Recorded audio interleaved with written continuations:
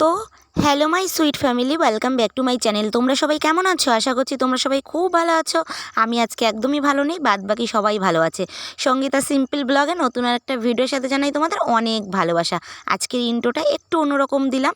আর সকাল হচ্ছে 9টার সময় উঠেছি, উঠে তাড়াহুড়ো করে কটা আলু সেদ্ধ ভাত করে নিয়েছি সিম সেদ্ধ দিয়ে। তো এটাই মেয়েকে খাইয়ে দিয়ে আগে স্কুলে পাঠিয়ে দেবো, আর তোমাদের দাদাভাইও টিফিনটা নিয়ে গেছে। যাই হোক, আমার শরীরটা ভীষণ খারাপ, কদিন ধরে তোমাদের আমি ব্লগ দিতে পারছি না। তো বলবো কেন দিতে পারছি না। যাই হোক, তোমরা ভিডিওটা কন্টিনিউ দেখতে থাকো, স্কিপ না করে। চলো, এদিকে দেখো আমার মুখের অবস্থাটা কি, মানে পরিস্থিতি। শরীরটা ভীষণ খারাপ, বিছানা টিছানা সমস্ত কিছুই পড়ে আছে। তো ভাবছি সকালবেলা ঘুমের থেকে উঠে আগে কটা ভাত করে কোনো রকম মেয়েকে খাইয়ে আগে স্কুলে পাঠিয়ে দিই, তারপরে বাদবাকি কাজটা কমপ্লিট করা যাবে। তো মেয়েকে খাইয়ে দিয়েছি, ও একটু পরে স্কুলে যাবে, একটু টাইম আছে, ওই কারণে সকালবেলা ঘুমের থেকে উঠে ফার্স্টটাকে রান্নাঘরটা মুছে কটা ভাত করে নিয়েছি। তোমরা তো দেখলেই বুঝতেই পারছো। যাই হোক, এখন তোমাদের বলছি, মধ্যে আমি দুটো ভিডিও আমি আপলোড করেছিলামও, কিন্তু পরে দেখছি যে কপিরাইট পড়ে গেছে, তো ওই কারণে আমাকে আবার ডিলিট করে দিতে হয়েছে।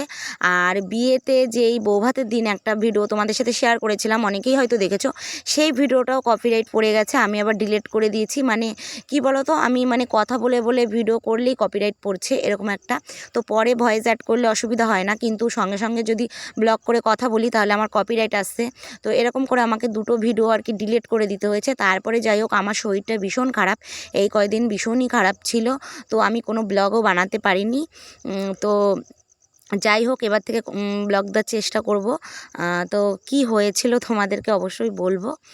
যে হঠাৎ করে আমি জানি না কেন সকালবেলা কাল সুন্দর কাজবাজ করছিলাম, ধরো কালকে আর কি, যদিও আমি এই ভিডিওটা তোমরা অনেক দিনই পরে দেখবে, প্রায় 3-4 দিন পরে, যেহেতু আপলোডিং হতে একটু টাইম লাগে। তো যাই হোক, এই যে আজকে যে ভিডিওটা শ্যুট করেছি, এর আগের দিনের কথা আমি বলছি। এর আগের দিন আমি ভালো মানুষ, সুস্থ মানুষ, সকালবেলা উঠে আশিপাশি কাজ করছি, করতে করতে হঠাৎ আমার পেটের সাইডে ভীষণ ব্যথা উঠে গেছে। তো আমি জানি না কোথা থেকে, এই ফার্স্ট টাইম আমার হলো। তারপরে যাই হোক, তোমাদের দাদাভাই সেদিন একটু বাড়ি ছিল, ও জানি না, যাই হোক হঠাৎ করে কাজটা ওর বন্ধ গেছে বলেই অনেকটা রক্ষে। তারপরে যাই হোক, হঠাৎ করে আমার দুম করে ভীষণ ব্যথা উঠে যায়, একদম ডান সাইডে, মানে কিডনির ওপরেই বলতে পারো। যাই হোক, ভীষণ ব্যথা উঠে যায় আমার। আগে পরে এরকম ব্যথা কখনোই হয়নি, এই ফার্স্ট টাইম হলো। কেন হলো, কোথার থেকে হলো, আমি কিছু বলতে পারবো না, কিন্তু এইটুক জানি আমি কোনো তেল মশলা, কোনো ঝাল ঠাল গাইস কিছুই খাইনি, এমনি এমনিই হলো। তো এত যন্ত্রণা হচ্ছিল, তারপরে আমার বাড়িতে ডাক্তার মানে ডাকতে হয়েছে। আমি যে হসপিটালে যাব সেই ক্ষমতাটুকু আমার ছিল না, দুম করে হঠাৎ করে এরকম ব্যথা উঠে গেছে। তারপরে ডাক্তারবাবু বাড়িতে এসে 3টে ইঞ্জেকশন দিল। তারপরে মোটামুটি ইঞ্জেকশানটা দেওয়ার পরে প্রথমে দুটো দিয়ে গেছে, কমেনি, তারপরে ওষুধ খেয়েছি, কমেনি, তারপরে এসে আবার একটা ইঞ্জেকশান দিয়ে গেছে, তারপরে কমেছে। তারপরে যাই হোক, এই হচ্ছে পরিস্থিতি হয়েছিল। কোথা থেকে কি হয়েছে আমি জানি না, কিন্তু ডাক্তার বলেছে একটা আলট্রাসোনোগ্রাফি করে নিতে। আর এদিকে দেখো, মানে তোমাদের সাথে কথা বলতে বলতে কিন্তু আমি কাজও করে নিচ্ছি। তো কি কাজ করছি সেটাও তোমাদের বলতে পারছি না। যাই হোক, আগে চলো এবার কাজটা বলি। তো এখন হচ্ছে, তোমরা দেখলে বিছানা তুলে আমি ঘরটা ঝাড় দিয়ে দিয়েছি। এখন এই যে বেশ গরম পড়ে গেছে, তো শীতের কিছু কিছু পোশাক না, মানে শোকেসটাই তুলে দিচ্ছি। বাইরে থাকলে ধুলোবালি পড়ে আর ধোয়া আছে, ওই কারণে মানে শীতের পোশাকগুলো আমি তুলে দিচ্ছি। আর লেপও তুলে দিয়েছি, কালকে লেপের অসার টসারগুলো মোটামুটি ধরো ধোয়াই ছিল, তোলা হচ্ছিল না, তো আমি ধুয়ে দিয়েছিলাম। পরে ওই সমস্যাটার জন্য তুলতে পারিনি। তো লেপের অসারটা আজকে মোটামুটি একটু ঠিক আছে, ওই কারণে আজকে তুলে দিলাম। মানে এতটাই গরম পড়ে গেছে আর গায়ে দিতে হচ্ছে না, লেপটা মোটামুটি পুরোটাই তুলে দিয়েছি। আর এই চাদর টাদরগুলো শোকেসে রাখলাম, যদি আবার শীত লাগে তখন বের করে করে আবার পরতে পারবো। পরে নেক্সট টাইম একেবারে যখন শীত চলে যাবে ট্রাঙ্কে তুলে দেবো। আর এখন হচ্ছে এই যে শোকেসটা মুছে নিচ্ছি। আর সত্যি কথা বলতে শরীরটা যদিও খারাপ, একটুখানি ভয়েস অ্যাড করতে একটু সমস্যা হচ্ছে, তোমরা মানিয়ে নিও। তারপরে যাই হোক, এই যে দেখো আমার মুখটুকের অবস্থা ভীষণই খারাপ, শরীর খারাপ, তোমরা দেখলেও বুঝতে পারছো।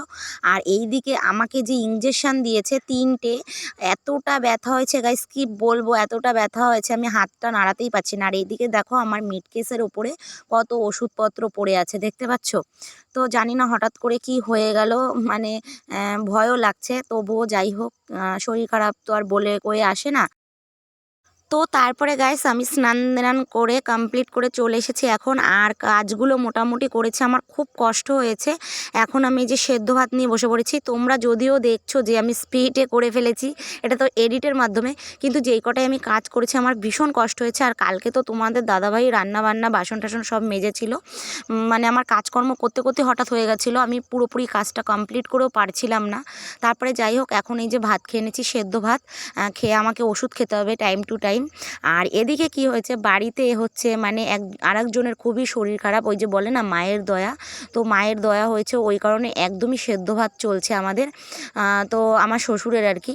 তো সেদ্ধ ভাত, এমনিই শরীর খারাপ, তারপরে আবার সেদ্ধ ভাত, মানে ডাক্তার বলেছে আমাকে খাওয়া দাওয়া ঠিকমতো করতে। আমার প্রেশার প্রচণ্ড লো আছে, হ্যাঁ। তো যাই হোক, তারপরে ভাত ঠাত খেয়ে কমপ্লিট করে এখন এই যে দেখো ওষুধ খাচ্ছি, অনেকটাই লেট হয়ে গেছে। আর এই ওষুধটা যে এত বাজে, মানে আমার এই ওষুধটা খেলেই আর কি মানে গা গুলিয়ে একটা বমি বমি পায়। তারপরে যাই হোক, মোটামুটি ওষুধটা খেয়ে এখন শুয়ে পড়েছি। শরীরটা যদিও খুব দুর্বল, আর ঘরে তো নিরামিষ চলছে, দেখো খেতেই হবে, কারণ মায়ের দয়া হলে সত্যি কথা নিরামিষই খেতে হয়, একদম মানে সেদ্ধ ভাতই খেতে হয়। তারপরে যাই হোক, এদিকে আমার হাতে গাইস এতটা ব্যথা, এতটা ব্যথা, আমি জানি না কি করব। আমার হাতে প্রচণ্ড ব্যথা করছে, মানে দু হাতেই দিয়েছে, এক হাতে দুটো দিয়েছে আর এক হাতে একটা দিয়েছে। তো যেই হাতে দুটো দিয়েছে সেই হাতের এই যে এইখানটায় দেখো আমার ভীষণ ব্যথার কতটা ফুলে আছে। তো ডাক্তারকে বলা হয়েছিল, যাই হোক তোমাদের দাদাভাই আসুক তারপরে দেখা যাবে, কিন্তু আমার শরীরটা এখন ভীষণ খারাপ। মানে যদিও আজকে আমি পরের দিন ভয়েসটা অ্যাড করছি, তবুও কষ্ট করে, যাই হোক। আর এদিকে শুয়ে মোড়ামুড়ি এদিক ওদিক ওদিক ওদিক করেই যাচ্ছে, মানে দু হাতই ব্যথা, এ হাত ও হাত, আমি শুয়েও থাকতে পারছি না, এদিক ওদিক কাত করে, কি বলবো, এতটা শরীরের অবস্থা খারাপ। তো তারপরে গাইস আমি আর ভিডিওটা করতে পারিনি। আর এখন হচ্ছে সন্ধেবেলায় এখন হচ্ছে সুজি হবে আর হচ্ছে রুটি হবে, তার জন্য আটা মেখে নিয়েছি। আর এখানে হচ্ছে তোমার সুজিটা ভেজে নিচ্ছি। তো কি করব, মানে কষ্ট হলেও করতে হচ্ছে, এতটাই কষ্ট। আর হাতের ব্যথা নিয়ে আমি মানে নাড়াতে পারছি না, তারপরও আমাকে করতে হচ্ছে, যাই হোক কী করা যাবে। আর ওদিকে তোমাদের দাদাভাইও কাজে গেছে, এলো, তো ওই বার কত করবে। তো যাই হোক, এরপরে হচ্ছে আমি এখানে বরফও নিয়ে নিয়েছি, দেখো আমার হাতে আমি মাঝে মাঝে আবার দিয়ে দিচ্ছি বরফ, কারণ ডাক্তারবাবুকে ফোন করে বলা হয়েছিল, তো উনি বলেছে একটু বরফ দিতে। আর হচ্ছে তোমাদের দাদাভাই কাজের থেকে এসে ও আবার ওষুধ নিয়ে এসছে, ব্যথার ওষুধ নিয়ে এসছে, প্লাস আবার মলমও নিয়ে এসছে, তো রাতের বেলা দেবো, তার আগে আমি একটু বরফ দিয়ে দিচ্ছি। আর এদিকে দেখো আমার এই যে সুজিটা ভাজা হচ্ছে, আজকে হচ্ছে সুজি আর রাতের বেলা আর কি আর কটা গরম গরম রুটি এই করব। যেহেতু মানে আজকে ধরো 3-4 দিন ধরে প্রায় সেদ্ধ ভাত চলছে, তো আর ভালো লাগছে না, ওই কারণে যে আজকে রুটি আর হচ্ছে সুজি হবে সন্ধেবেলাটা আর কি। তো এই দিয়ে মোটামুটি হয়ে যাবে। আর সত্যি কথা বলতে মানে মানুষের যে কখন কখন কি হয়ে যায় এটা মানে বোঝা খুব মুশকিল। আমি সুস্থ মানুষ, ভালো মানুষ, একদমই ভালো ছিলাম, তারপরে আমার হঠাৎ করে যে কি হয়ে গেল গাইস আমি নিজেও বলতে পারবো না। তো শরীর থাকলে রোগ হয়, এটাই স্বাভাবিক, অতটা টেনশনের কিছু নেই। এখন অনেক রকম ট্রিটমেন্ট বেরিয়ে গেছে আধুনিক, তাই না? তো যাই হোক, আমি যে পরপর তারপরে দুটো ব্লগ দিয়েছিলাম, মানে এই রান্নাঘরটা পুরো ব্যাকগ্রাউন্ডটা আমি কালার করেছি, সামনেই যে দেখছো রান্না করছি, একটা কাগজ দিয়েছি, এই সমস্ত নিয়ে। তারপরে আমি নতুন রান্নাঘর করেছি, ওটা আমি রান্না করেছিলাম, ওপরে তাঁবু টাঙিয়েছিলাম, এই সমস্ত নিয়ে আমি সবই দেখিয়েছিলাম, কিন্তু ব্লগ পরে আর দিতে পারিনি, মানে দিয়ে পরে আপলোডিং করতে গিয়ে তো বুঝতেই পারছো কপিরাইট পড়ে গেছে, ওই কারণে আর ছাড়তেই পারিনি। তো যাই হোক, আমি কিন্তু ঠিক দিয়েছিলাম, কিন্তু যাই হোক আমার কপাল খারাপ যে আমি তোমাদের মানে পুরোপুরি আর কি দিতে পারলাম না। তো কি করা যাবে, যাই হোক আমি পরে পরে আবার দেখানো তোমাদের চেষ্টা করব। এখন এই মুহূর্তে যেটা হচ্ছে আমি তোমাদের সাথে সেটাই শেয়ার করছি, ওইগুলো তো ধরো চলেই গেল, আবার যখন আমি ওই ঘরে রান্না করব তখন তোমাদেরকে কম বেশি আমি দেখাবো। আর এতটা কষ্ট হচ্ছে তবুও আমি দেখো ভিডিও করছি, জাস্ট তোমাদেরকে বলবো বলে সব কিছু, যেহেতু তোমরা আমার একটা ফ্যামিলি হয়ে গেছো, একটা না অনেকগুলোই আমার ফ্যামিলি হয়ে গেছো, আমি ভীষণ হ্যাপি। এতগুলো ফ্যামিলি যদি পাশে থাকে তাহলে আর টেনশান কিছুই নেই, তাই না? তারপরে যাই হোক, এদিকে যে দেখো সুজিটায় আমি দুধ দিয়ে একদম পুরো কমপ্লিট, এখন ফুটে আসলে সুজি দেব। আমার সুজি করতে তো আর টাইম লাগবে না, এবার গরম গরম রুটি করব আর পরিবেশন করব, ব্যাস তাহলেই হয়ে যাবে। তো আজকের ভিডিওটা আর কি নিয়ে বাড়াবো, বুঝতেই তো পারছো, শরীরও ভালো না, এখানেই আমি শেষ করব গাইস। তোমাদের যদি কোনো একটুখানি কোনো জায়গায় ভালো লেগে থাকে তাহলে আমাকে অবশ্যই কমেন্ট করে জানিও। আর ভালো লাগলে লাইক কমেন্ট শেয়ার অবশ্যই করো। আর যদি কোথাও ভালো না লেগে থাকে তবুও তোমরা বলো যে এই জায়গাটায় খারাপ লেগেছে, অবশ্যই আমি নেক্সট টাইম ঠিক করার চেষ্টা করব। তো বুঝতেই তো পারছো, যাই হোক ভুল তো মানুষেরই হয়, অনেক হয়, আমার তো প্রচুর হয় আমি জানি। তবু তোমরা যদি সেই ভুলটা ধরিয়ে দাও তাহলে আরেকটু সুবিধা হয় ভালোভাবে।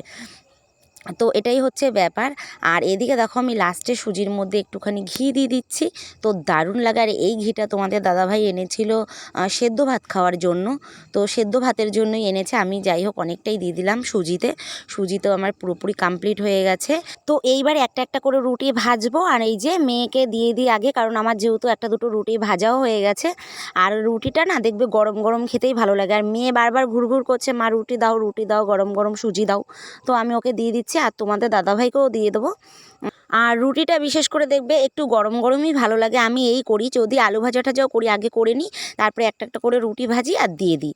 এরকম করে কিন্তু আমি রুটি দিই যেদিন আর কি রুটি করি। তো যাই হোক গাইস, চলো আজকের ব্লগটা আমি এখানেই শেষ করছি। দেখা হচ্ছে তোমাদের সাথে নতুন আর একটা ব্লগে। ততদিন সবাই ভালো থেকো।